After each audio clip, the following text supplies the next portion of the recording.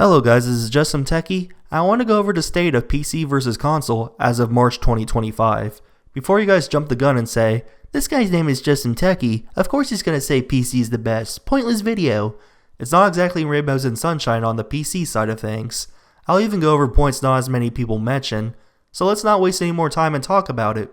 I wanted to start with consoles as a lot has been going on, between the PS5 Pro, Microsoft launching their titles on PlayStation, and the Switch 2 coming out later this year.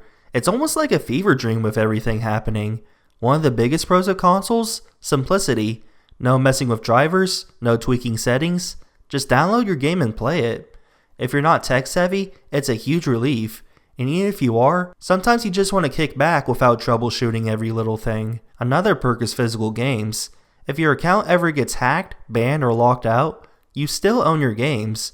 And no, discs aren't just authentication keys. Heart even showed you can play mini games start to finish without an internet connection. Physical games can also be cheaper than digital games, which saves you money if you're eyeballing a title but want to wait for a sale. Plus there's just something satisfying about displaying your collection on a shelf. Game preservation matters, especially as digital storefronts eventually shut down, taking exclusive titles with them. Now let's talk about the downsides of console gaming. You guys saw this coming. Paying for online access. Sony and Microsoft keep raising the prices, and let's be real, it's only going to get worse over time. Sure, they try to justify it with free games and an ever-growing catalog, but there's a catch. What if the game you're playing gets removed? What if you want to revisit an old favorite, only to find it's gone? A subscription-based game library is great, until the games you actually want to play disappear. On consoles, you don't have any upgrade options other than storage. For most, that's fine. And there's nothing wrong with that, but if you want upgrade paths after a couple years without rebuying the same thing again, console gaming might not be right for you. Lastly, consoles don't have a lot of options for customization. On the Switch, it's still incredibly bare bones, with only a black or white theme. The PS5 does have a home tab you can customize, but even the PS4 had themes early on in its lifespan. For a modern console, it's pretty limited, and I feel there's no excuse if it was possible before. Now before I start glazing PC, let's switch things up and talk about why PC gaming isn't as perfect as people make it out to be. First off, they're scalpers. They're back at it again, snatching up every high-end GPU, making it a nightmare to upgrade or build a new rig. Unless you're stocking stock trackers, joining Discord servers, and moving at sonic speed the second restocks drop, good luck. I've had to do that for both my GPU and PS5 back in 2020, and it's just as bad now, if not worse. Which brings me to my next issue, cost of entry. No doubt buying a pre-built or building a PC costs more than a one and done console purchase, but here's the thing. Contrary to popular belief, most PC gamers aren't rocking top of the line hardware. Steam's hardware survey backs this up, with 52% of gamers still playing at 1080p, 30% at 1440p, and only 3%, yes 3% at 4K. The RTX 4060 is considered mid-tier, and plenty of people are gaming on even lower end cards. And with Windows 10 hitting end of life in October, guess what?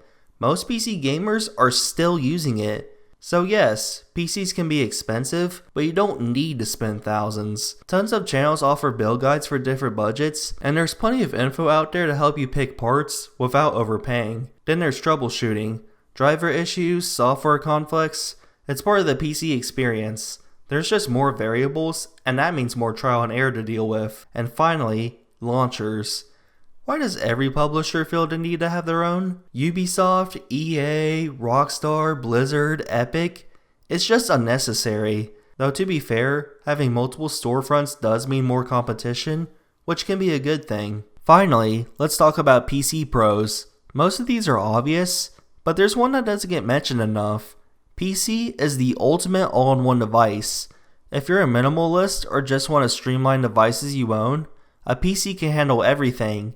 Instead of buying a separate console or a work laptop or desktop, you've got an all-in-one machine. Then there's backwards compatibility. Nothing beats PC, with a caveat. You can run games and software from decades ago, but modern versions of Windows don't always cooperate. That said, emulation lets you play almost every console up to the Switch, and with virtual machines, basically emulating PC operating systems, you can explore classic software or run legacy programs when needed. There's no online subscriptions, but you can still use Xbox Game Pass for PC if you want. Both Microsoft and Sony released their titles on PC, with Sony being slower about it. Best of all, you don't have to use Windows. You can choose between Windows or a Linux distro of your choice, which many people are starting to explore the latter because of Microsoft's insistence on invading user privacy, unnecessary requirements to run Windows 11, even if you can work around it. Just the worst experience all around to keep it short. You can find PC games even cheaper on some third-party websites, such as Fanatical or CD Keys, which I also see them provide cheaper digital games on consoles too. Brief shout out to accounts like Wario64 for posting deals on games and other things related to gaming or tech. Then obviously the freedom to choose how powerful your system is or how you want to customize it hardware and software wise. The sky's the limit on choice on the PC side. Of course, all that choice comes with a catch. It can be overwhelming if you don't know what you're doing. After all this, you still might be saying, but you still have to sit at a desk to use PC. Not true actually, especially nowadays where you're able to build small form factor PCs and have them in a living room or bedroom setting, just like a console. Steam's big picture mode makes it feel more like a Steam Deck or in general a console, and you can set the launch of the big picture mode starting up. Believe it or not, here's one more chapter to this discussion. PC handhelds. It would be really silly to neglect them as they're becoming more and more popular. What if after everything I told you, that there's a hybrid solution between the two? That's where PC handhelds come in. With the massive success of the Nintendo Switch, many companies like Valve, Asus, and Lenovo saw an opportunity, releasing the Steam Deck, ROG Ally, and the Lenovo Legion Go. Some run Windows, while others, like the Steam Deck, use Linux. And Valve has been pushing Linux gaming hard, chipping away at Microsoft's monopoly on PC gaming. We need competition, because let's be real, Microsoft hasn't exactly been delivering what people want. PC handhelds mix the best and worst of both worlds. You get the portability of a console, the flexibility of a PC, and a friendlier form factor compared to a bulky gaming laptop. You can dock it to a monitor like a Switch, and even use it as a full PC. It's a simpler experience overall, but of course there are trade-offs. Battery life? Not great. And as for upgrades, you're pretty much limited to storage, unless you're an expert at soldering. So while they offer a cool middle ground, they're not perfect either. So whether you're all in on console, building the ultimate PC setup, or rocking a Steam Deck, the gaming landscape in 2025 is wilder than ever. Thanks for sticking around until the end. At the end of the day, the whole PC versus console debate is pointless. It's all about personal preference. I try to be as unbiased as possible because honestly there's no one best choice. No shame for me no matter what you game on. And with the Switch 2 Nintendo Direct coming up, who knows what surprises Nintendo has in store, whether they're good or questionable. I'm JustSomeTechie. Catch you all in the next one. See ya then.